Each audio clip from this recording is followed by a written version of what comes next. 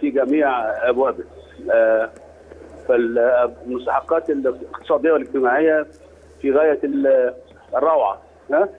اول مره تخصص نسبه من الناتج المالي القومي للصحه والتعليم والبحث العلمي، هذا بالاضافه الى ماده ممتازه للتامين الاجتماعي، حقوق الفلاحين وحقوق العمال قد تم تغطيتها بشكل جميل كامل. ماده الحريات ممتازه. نعم. حرية الاعتقاد، حريه الابداع الفني،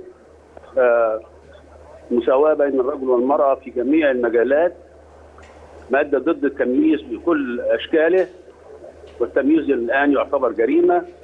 هذه كلها استحقاقات ممتازه. نعم.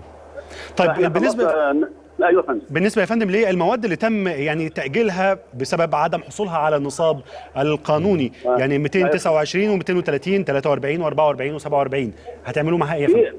دي واحده. هو في ماده تختص بالترتيبات في المرحله الانتقاليه. نعم. الرئاسه اولا، ام مجلس الشعب اولا. فاحنا هنعيد النظر في تلك الماده الانتقاليه. نعم. فدي واحده. او نتركها لحريه الرئيس، يعني ده الاحتمالات. بالنسبه للماده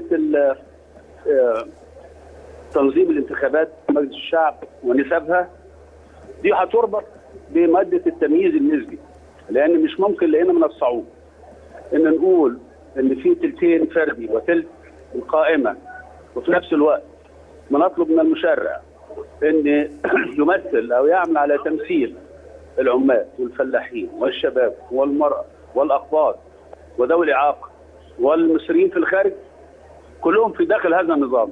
هيبقى عملية